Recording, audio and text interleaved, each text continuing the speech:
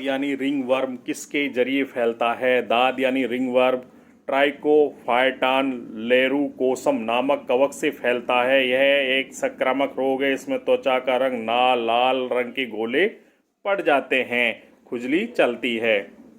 रोग में कौन सा अंग प्रभावित होता है? जो पोलियो में गला, रीढ़, नाड़ी संस्थान प्रभावित होता है। और कौन से विषाणु के जरिए होता है? पोलियो नामक विषाणु के जरिए होता है। इसमें लक्षण क्या है? इसमें आप बुखार आना, बदन में दर्द होना, रीढ़ की हड्डी, आंत की कोशिकाएं नष्ट हो जाती हैं पोलियो के अंदर। रेबीज किस वायरस के जरिए होता है? रेबीज रेबडो नामक वायरस के जरिए होता है और इससे तंत्रिका तंत्र प्रभावित होता है। और इसमें रोगी के लक्षण कैसे होते हैं? इसमें रोगी के लक्षण होते हैं कि वह पागल हो जाता है, जीभ बाहर निकालता रहता है। तो पता है हेपेटाइटिस या पीलिया से कौन सा अंग प्रभावित होता है? हेपेटाइटिस या पीलिया से हमारा यकृत प्रभावित होता है। और क्या है इसके लक्षण? क्या है? पेशाब पीला आना, आंखें व त्वचा का पीला हो जाना, हेपेटाइटिस या पीलिया होने पर। क्या आपको पता है कि एड्स होने पर क्या प्रभावित होता है? तो हम बताने जा रहे हैं। एड्स के रोगी का सबसे पहले प्रतिरक्षा प्रणाली प्रभावित होती है, यानी WBC। और विषाणु का नाम क्या है? HIV, ह्यूमन HIV के नाम से। और लक्षण क्या होते हैं? रोग प्रतिरोधक क्षमता नष्ट हो जाती है। आपने दिया है DRDO का एग्ज़ाम और आप चाहते हैं प्रैक्टिकल की तैयारी करना, तो आज ही संपर्क करें हमसे, जिससे कि आपको DRDO का प्रैक्टिकल, चाहे फिटर का हो, चाहे इलेक्ट्रीशियन का, और चाहे मैकेनिक डीजल का, तो आपको अच्छी तरह से करा दिया जाएगा हमारी कोचिंग के जरिए। हमारे मोबाइल नंबर है 9828378988। तो आज ही संपर्क करें। अलवर शहर में रेलवे की कोचिंग के लिए, ग्रुप D की कोचिंग के लिए, ITI कोचिंग के लिए और GK की कोचिंग के लिए, जिससे क्या है आपको अच्छी से अच्छी तैयारी कराई जाएगी और कम से कम फीस में।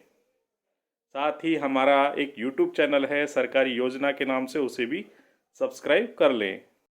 फेरस ऑक्साइड का उपयोग किस लिए किया जाता है? तो फेरस ऑक्साइड का उपयोग हरा कांच बनाने में और फेरस लवण बनाने में किया जाता है। इसी तरह फेरिक यौगिक के जरिए जेवरात पॉलिश करने में और फेरिक लवणों के निर्माण में किया जाता है। फेरिक हाइड्रोक्साइड का प्रयोग प्रयोगशाला में प्रतिकारक के रूप में किया जाता है और दवा बनाने में किया जाता है। फेरस सल्फेट का उपयोग रंग बनाने में, मोहर लवण बनाने में, शाई बनाने में किया जाता है।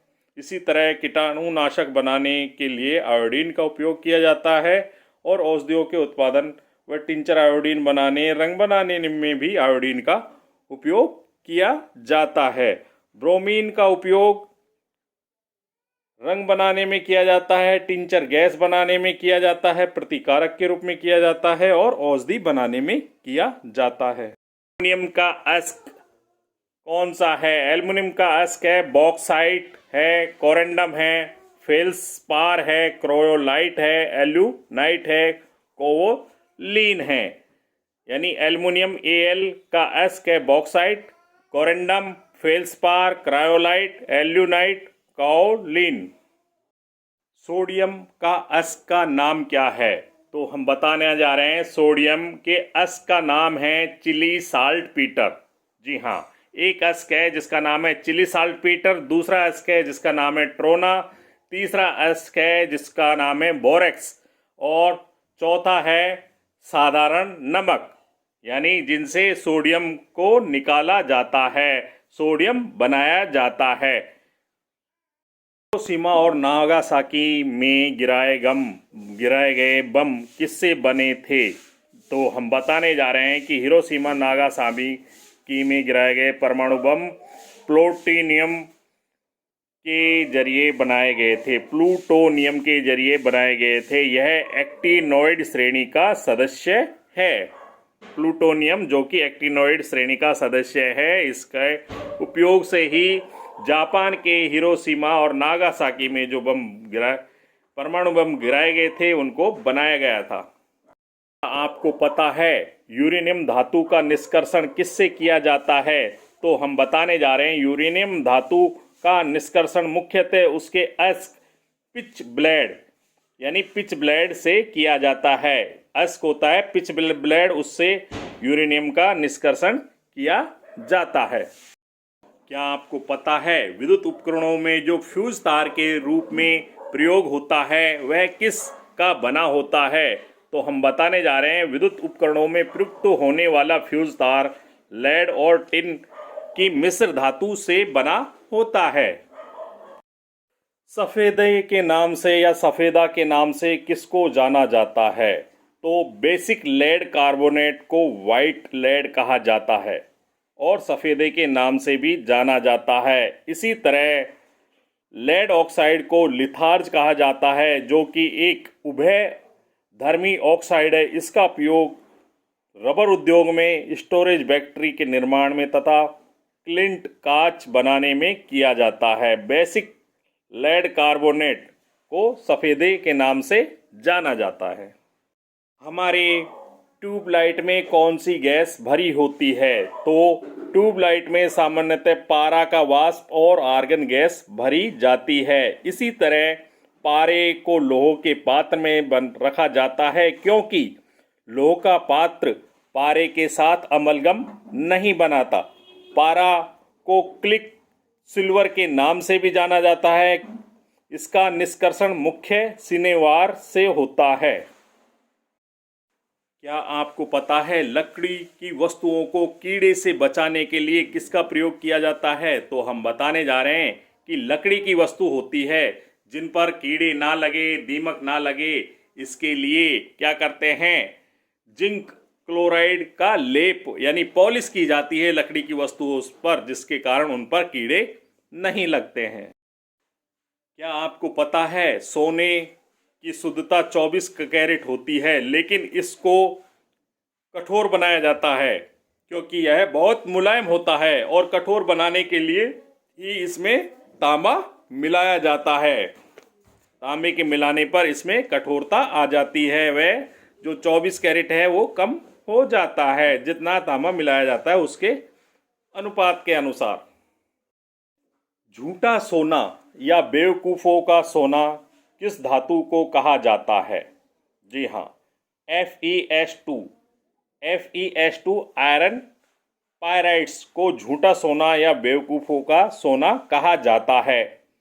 चांदी के चम्मच से अंडा खाना वर्जित है, क्योंकि चांदी अंडे में उपस्थित गंधक से प्रतिक्रिया करके काले रंग का सिल्वर सल्फाइड बनाती है, जिससे चम्मच नष्ट हो जाती है। इसलिए चांदी की चम्मच से अंडा खाना वर्जित है। क्या आपको पता है कि अगर लोहे की कमी हो मानव शरीर में तो एनीमिया रोग हो जाता है, और अधिकता हो तो क्या है, लोह में यता रोग हो जाता है। अफ्रीका के बाटू आदिवासियों में लोह महता रोग पाया जाता है। कारण उनमें ऐसा लोहे का बर्तन में बियर के सेवन के कारण होता है। यानी लोह महता रोग क्यों होता है अफ्रीका के आदिवासियों में, बाटू आदिवासियों में? क्योंकि वो बियर पीते हैं जो लोहे के बर्तन में पीते हैं। जबकि मानव शरीर में अगर लोहे की कमी होती है तो एनीमिया रोग हो जाता है। आपको पता है कि चूहे विष के रूप में किसका प्रयोग किया जाता है? जी हाँ, तो हम बताने जा रहे हैं कि चूहा विष के रूप में जिंक ऑक्साइड का प्रयोग किया जाता है। इसी तरह मानव शरीर में तांबे की मात्रा में वृद्धि होने पर विल्सन रोग हो जाता है। जी हाँ, मानव शरीर में अगर तांबे की मात्रा में वृद्धि हो जाए तो विल्सन नामक रोग हो जाता है। आपको पता है परमाणु में प्रोटॉन और इलेक्ट्रॉन की संख्या समान एवं आवेश विपरीत होते हैं, जिसके कारण यह उदासीन होता है और परमाणु में वे सूक्ष्मतम कण हैं जो रासायनिक क्रिया में भाग ले सकते हैं परंतु स्वतंत्र अवस्था में नहीं रहते हैं। परमाणु मुख्यतः तीन मूल कणों इलेक्ट्रॉन, प्रोटॉन और न्यूट्रॉन से मिलकर बना होता है। परमाणु के केंद्र में एक नाभिक होता है जिसमें प्रोटॉन और न्यूट्रॉन रहते हैं। इलेक्ट्रॉन नाभिक के चारों ओर चक्कर लगाते हैं। कभी हमें अस्थायी चुंबक बनाना होता है तो कौन से लोहे का प्रयोग किया जाता है? तो हम बताने जा रहे हैं कि अगर हमको अस्थायी चुंबक बनाना है तो नर्म लोहे का प्रयोग किया जाता है। क्या आपको पता है भारी जल को D2O के नाम से जानते हैं, यानी ड्यूटेरियम ऑक्साइड के नाम से जानते हैं। साधारण जल के 6000 भाग में, यानी साधारण जल के 6000 लगभग 6000 भागों में 9 भाग भारी जल का होता है। इसकी खोज 1932 में की गई और क्या है, यूरे और वासबर्न ने की थी भारी जल की खोज। तो D2O के नाम से भारी जल का सूत्र भी चलन में है जो कि अधिकांश सरकारी एग्जामों में पूछा जाता है। ओडोमीटर किस काम आता है? तो हम बताने जा रहे हैं कि पहिए वाली गाड़ी की दूरी मापने के लिए, यानी पहिए वाली गाड़ी द्वारा चली दूरी नापने के लिए ओडोमीटर नामक उपकरण काम में लिया जाता है। यानी पहिए वाली गाड़ी की चली दूरी को नापने के लिए ओडोमीटर काम में लिया जाता है। माइक्रोस्कोप यानी सूक्ष्मदर्शी क्या काम में लिया जाता है? माइक्रोस्कोप छोटी वस्तुओं को बड़ा करके देता है, यानी महीन से महीन वस्तु को देखने के लिए, जिनको आंखों से नहीं देख पाते हैं, के लिए माइक्रोस्कोप यानी सूक्ष्मदर्शी का प्रयोग किया जाता है। जैसे कि हमारे दही में विषाणु होते हैं जो कि लाभकारी होते हैं, बैक्टीरिया होते हैं, उनको देखना है तो हम आसानी से अपने माइक्रोस्कोप के जरिए देख सकते हैं। मैनोमीटर किस काम आता है? मैनोमीटर गैस का दाब ज्ञात करने के काम आता है, यानी किसी गैस का दाब ज्ञात करना हो तो मैनोमीटर का उपयोग किया जाता है। माइक्रोटोम किस काम आता है? किसी वस्तु को छोटे छोटे टुकड़ों में काटकर अध्ययन करने के लिए माइक्रोटोम का प्रयोग किया जाता है। यानी किसी वस्तु जिसका अध्ययन हमें छोटे छोटे टुकड़ों में काटने पर हो जाता है तो उस वस्तु को काटने का काम माइक्रोटोम नामक उपकरण द्वारा किया जाता है। ओसिलोग्राफ क्या है? ओसिलोग्राफ एक ऐसा उपकरण जो विद्युतीय तथा यांत्रिकीय कंपनों को ग्राफ पर चित्रित करने के काम आता है, ओसिलोग्राफ कहलाता है। यानी विद्युत और यांत्रिक कंपन होते हैं, उनको ग्राफ पर ईसीजी की भांति अंकित करने के लिए ओसिलोग्राफ का प्रयोग किया जाता है। पेरिस्कोप क्या है? इसका उपयोग कहाँ किया जाता है? पेरिस्कोप एक ऐसा उपकरण है जिसका उपयोग क्या है, पनडुब्बियों में किया जाता है। पनडुब्बियों में उपयोग होने वाला ऐसा उपकरण जिसकी सहायता से पानी में डूबे हुए ही को पानी के ऊपर का दृश्य दिखाई पड़ सकता है। यानी पानी के ऊपर का दृश्य देखने के लिए पनडुब्बी में पेरिस्कोप नामक उपकरण को प्रयोग किया जाता है। पोटेंशियोमीटर क्या काम आता है? पोटेंशियोमीटर एक ऐसा उपकरण जिसके जरिए विद्युत वाहक बलों की तुलना में लघु प्रतिरोधों के मापन में तथा वोल्टमीटर व एमीटर के कैलिब्रेशन का काम किया जाता है। यानी पोटेंशियोमीटर यह विद्युत वाहक बलों की तुलना करने में, लघु प्रतिरोधों को मापने में तथा वोल्टमीटर और एमीटर के कैलिब्रेशन में काम आने वाला उपकरण है। पायरोमीटर का क्या काम है? पायरोमीटर के जरिए ताप को ज्ञात किया जाता है। यानी पायरोमीटर एक ऐसा उपकरण है यानी जिसके जरिए दूर स्थित वस्तुओं के ताप को ज्ञात करने के लिए इसका उपयोग किया जाता है। किसका? पायरोमीटर का। फोनोग्राफ किसे कहते हैं? फोनोग्राफ एक ऐसा उपकरण है जिसके जरिए ध्वनि लेखन का काम किया जाता है। यानी ध्वनि लेखन के काम में आने वाले उपकरण को फोनोग्राफ कहते हैं। फोटामीटर किसे कहते हैं? यह क्या काम आता है? फोटामीटर एक ऐसा उपकरण है जो दो स्रोतों की प्रदीपन तीव्रता की तुलना करने के काम आता है।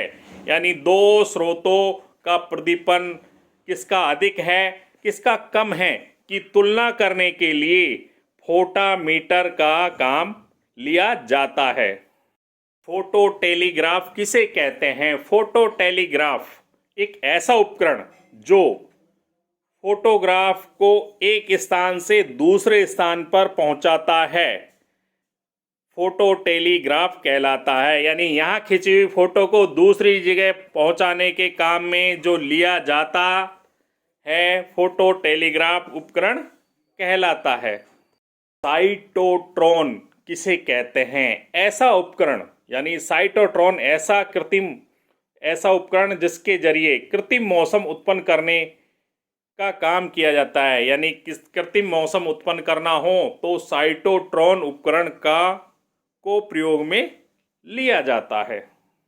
रडार किसे कहते हैं? रडार जैसा कि मुख्य रूप से हवा में आने जाने वाले वायुयानों, विमानों का पता लगाने के लिए या आसपास पनडुब्बी आदि का पता लगाने के लिए काम में आने वाला उपकरण है। इसका अधिकांश प्रयोग सेना के जरिए दूसरे देशों के आने वाले हवाई जहाज, पनडुब्बियों को निगरानी करने में किया जाता है। रेन गेज का क्या काम है? इसके जरिए यानी रेन गेज के जरिए वर्षा की मात्रा को मापा जाता है। यानी वर्षा को मापने वाला गेज रेन गेज कहलाता है। रेडियोमीटर किसे कहते हैं?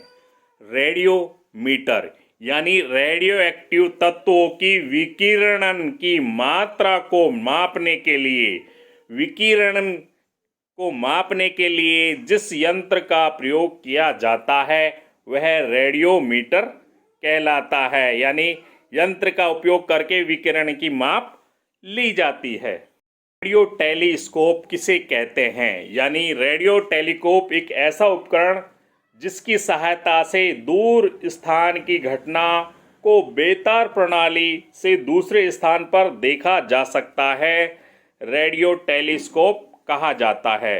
यानी बेतार प्रणाली से एक स्थान पर घटित घटना को दूसरे स्थान पर देखने वाले उपकरण को रेडियो टेलीस्कोप कहा जाता है। रिफ्रैक्ट्रोमीटर किसे कहते हैं? यानी रिफ्रैक्ट्रोमीटर एक ऐसा उपकरण जिसके जरिए पारदर्शक माध्यमों का अपवर्तनांक ज्ञात किया जाता है। यानी पारदर्शक माध्यमों का अपवर्तनांक ज्ञात करने के लिए रिफ्रैक्ट्रोमीटर को उपयोग में लाया जाता है। कहीं पर भूकंप आता है तो भूकंप के कंपनों को मापने के लिए, तीव्रता को मापने के लिए किस उपकरण का नाम को काम में लिया जाता है?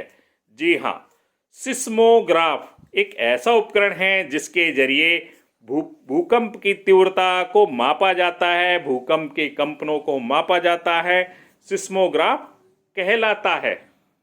सेफ्टी लैंप क्या काम आता है? सेफ्टी लैंप मुख्य रूप से प्रकाश के लिए खानों में उपयोग होने वाला उपकरण है। यानी खान होती है जिसमें प्रकाश के लिए काम आने वाला उपकरण सेफ्टी लैंप कहलाता है। इसकी सहायता से खानों में होने वाले विस्फोट से बचा जा सकता है। यानी खानों के अंदर सेफ्टी लैंप के जरिए रोशनी की जाती है, कहाँ पर विस्फोट कर रहे हैं, नहीं कर रहे हैं, कुछ इस तरह की जानकारी सेफ्टी लैंप के कारण पता पड़ पाती है, क्योंकि उसके जरिए खानों में रोशनी होती है।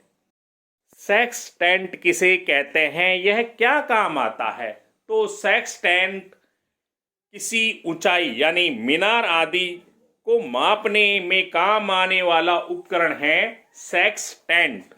मीनार की ऊंचाई मापनी हो, ऊंची मंजिलों की ऊंचाई नापनी हो, तो सेक्सटेंट नामक उपकरण का प्रयोग किया जाता है। स्ट्रोबोस्कोप यानी स्ट्रोबोस्कोप किसे कहा जाता है? ऐसा उपकरण स्ट्रोबोस्कोप कहलाता है जो आवर्तित गति से घूमने वाली वस्तुओं की चाल को ज्ञात करता है। यानी आवर्तित गति से घूमने वाली वस्तुओं की चाल को इस उपकरण की सहायता से ज्ञात किया जाता है, जाना जाता है, स्ट्रोबोस्कोप कहलाता है। स्पीडोमीटर किसे कहते हैं, यह कहाँ लगा होता है?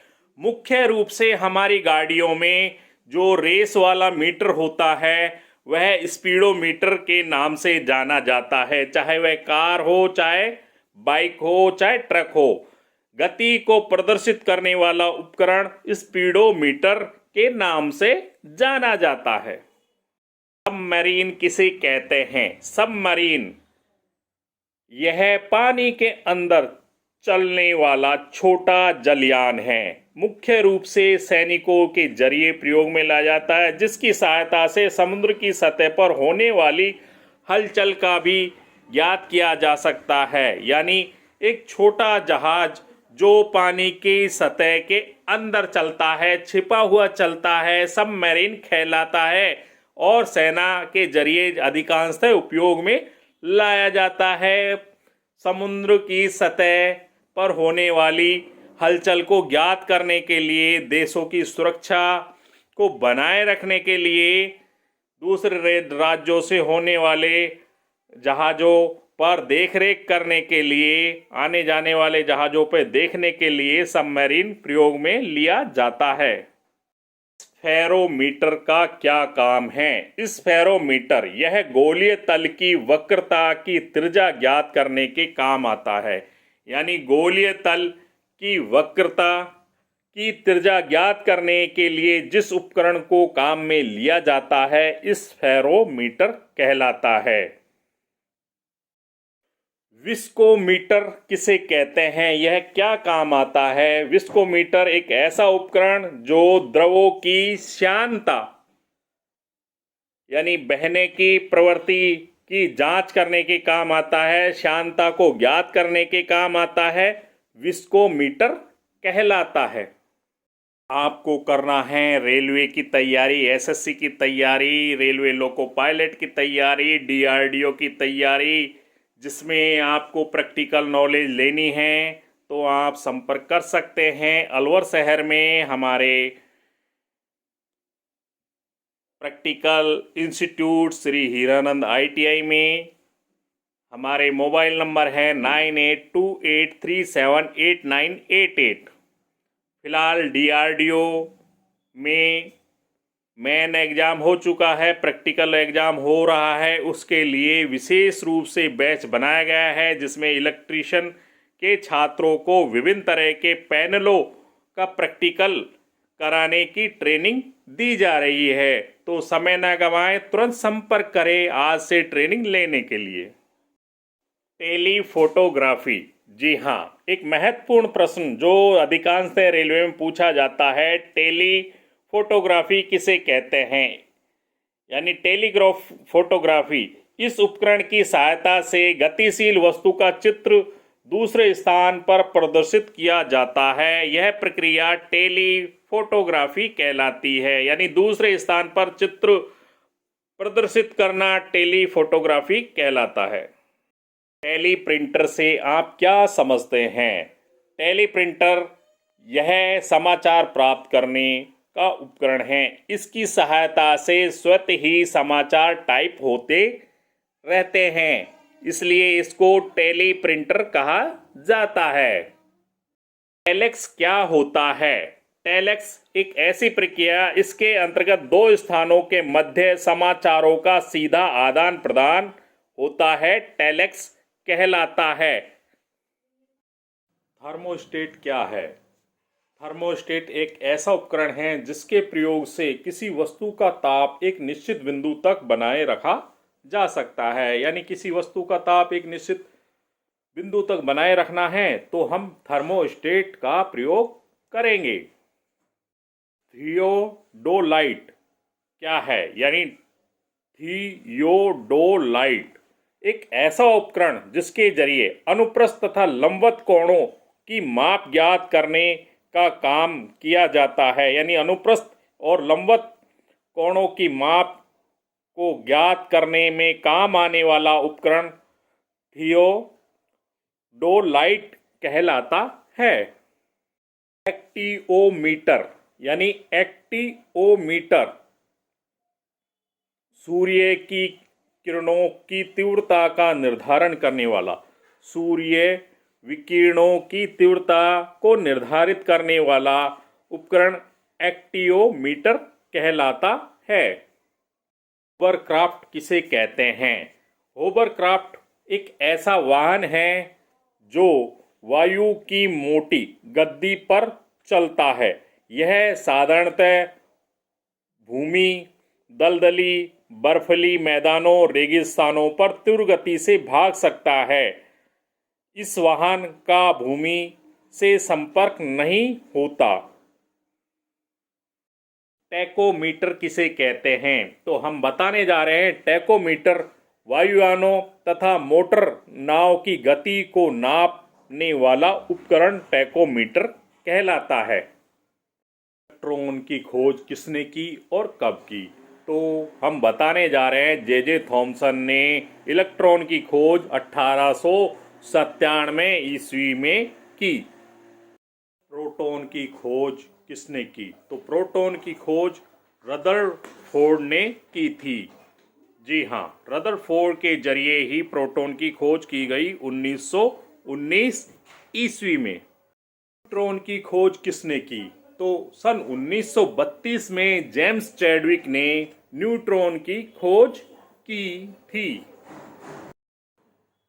जॉन डाल्टन ने परमाणु की खोज 1808 ईस्वी में की और परमाणु संरचना की खोज नील बोर्स व रदरफोर्ड ने 1913 ईस्वी में की। बिन मांगे मोती मिले, मांगे मिले न भीख। जी हाँ दोस्तों, तो हम देने जा रहे हैं बिन मांगे मोती, वो भी अपनी जीके क्वेश्चन आंसर की रील के जरिए, जो कि हमारी सरकारी योजना यूट्यूब चैनल पर शॉर्ट्स के रूप में है और सबकी योजना फेसबुक पर पेज पर रील्स के रूप में है, जिसमें हमने मुख्यतः science, history, political science, bio और आविष्कार तथा खेलों से जुड़े क्वेश्चन आंसर अपलोड किए हैं। उम्मीद है इसके जरिए आपका सिलेक्शन सरकारी नौकरी में हो जाएगा। और जो भाई मदद करना चाहते हैं किसी साथी की, उनको यह रील ज़रूर प्रोवाइड करा दें और शेयर करें हमारी रील को, जिससे क्या है, आप किसी की पैसे से मदद नहीं कर सकते तो आप हमारे क्वेश्चन जरिए उसको क्वेश्चन आंसर उपलब्ध करा के घर बैठे सरकारी नौकरी की तैयारी, चाहे वह रेलवे की हो, चाहे एसएससी की हो, चाहे डीआरडीओ की हो, चाहे नेवी की हो, चाहे एयरफोर्स की, मुख्य रूप से आने वाले क्वेश्चन, जैसा कि रेलवे लोको पायलट में भी आते हैं, यही क्वेश्चन उपलब्ध करा सकते हैं हमारी रील्स और यूट्यूब चैनल की वीडियो को शेयर करके। तो ज़रूर करें इस नेकी का काम, जिससे क्या है, किसी गरीब छात्र का भला हो जाए, उस तक पहुंच जाए हमारी निःशुल्क रील्स क्वेश्चन आंसरों की। आपने दिया है डीआरडीओ तकनीकी परीक्षा और आपको पता है आपका पेपर अच्छा हुआ है, आप चाहते हैं प्रैक्टिकल की तैयारी करना, तो आप हमसे संपर्क कर सकते हैं अलवर शहर की श्री हीरानंद ITI में, जहां हम डीआरडीओ से जुड़े हुए प्रैक्टिकल हो, चाहे वह इलेक्ट्रिकल के हो, चाहे फिटर के, चाहे मैकेनिक डीजल के, की पूरी जानकारी उपलब्ध कराएंगे आपको। तो आज ही संपर्क कर लें हमसे अलवर शहर श्री हीरानंद ITI ऑफिस में आके, जिससे क्या है आपको समय रहते पूरे प्रैक्टिकलों की जानकारी उपलब्ध करा दी जाए, प्रैक्टिकल आपको करा दिया जाए।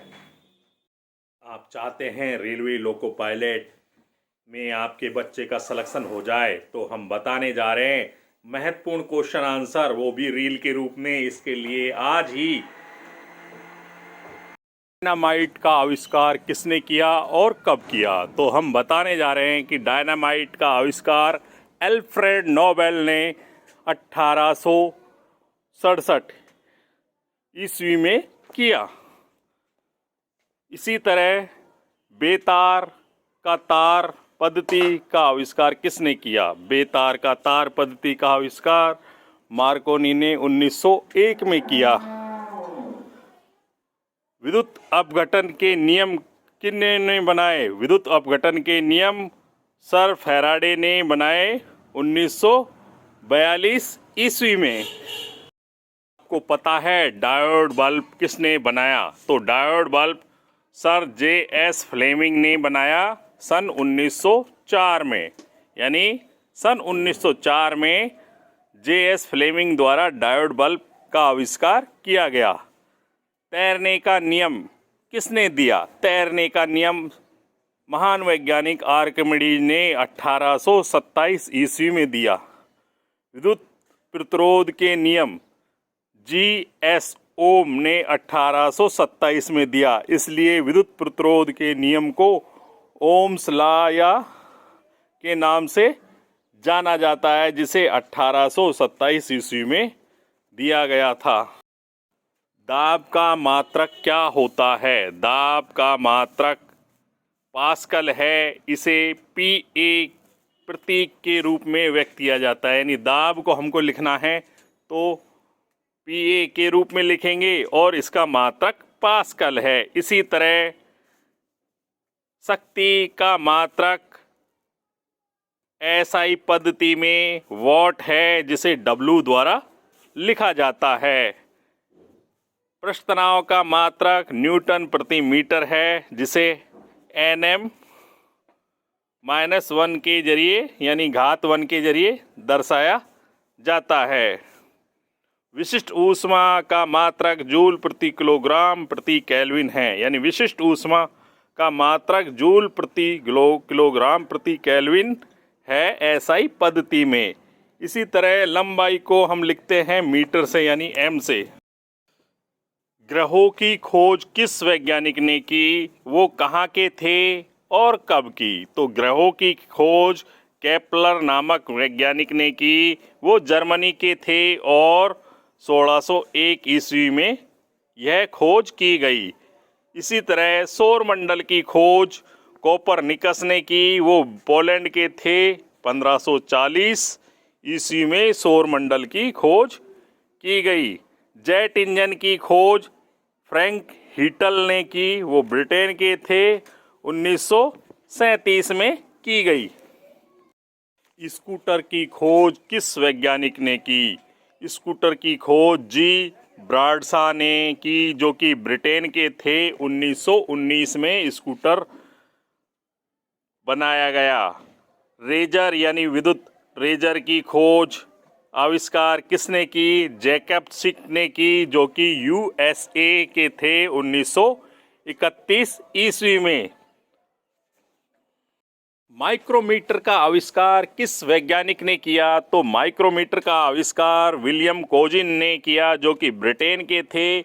1636 ईस्वी में। इसी तरह थर्मस फ्लास्क का आविष्कार डेवर नामक वैज्ञानिक ने किया, जो USA के थे। 1714 ईस्वी में थर्मस फ्लास्क का आविष्कार किया गया। इसी तरह लिफ्ट यानी यांत्रिक लिफ्ट का आविष्कार इलासा ओटिस ने किया, जो कि USA के थे। 1852 ईस्वी में। लोकोमोटिव यानी रेल का आविष्कार रिचर्ड टेकीथिक ने किया, जो कि ब्रिटेन के थे। 1804 ईस्वी में। लेज़र का आविष्कार चार्ल्स टाउन्स ने किया, जो कि यूएसए के थे 1960 ईस्वी में। आपको पता है बंदूक, यानी कि बंदूक का आविष्कार किसने किया? बंदूक का आविष्कार करने वाले महान वैज्ञानिक कौन थे जिन्होंने बंदूक, आजकल की बंदूक का आविष्कार किया? तो बंदूक का आविष्कार यानी रिवॉल्वर का आविष्कार सैमुअल कोल्ट ने किया, जो कि यूएसओ के थे 1935 ईस्वी में। सैमुअल कोल्ट रिवॉल्वर का आविष्कारक हैं, यूएसए के हैं। 1935 में इन्होंने आविष्कार किया था। रेडियम की खोज किसने की? जी हाँ, रेडियम की खोज मैडम क्यूरी ने 1898 ईस्वी में की। इसी तरह रेडियो एक्टिवता की खोज हेनरी बेकरेल ने की 1896 ईस्वी में। गति विषयक नियम दिए न्यूटन ने 1687 ईस्वी में। परमाणु संरचना नील बोहर व रदरफोर्ड ने बताई 1913 ईस्वी में। परमाणु का जानकारी जॉन डाल्टन ने दिया 1808 ईस्वी में।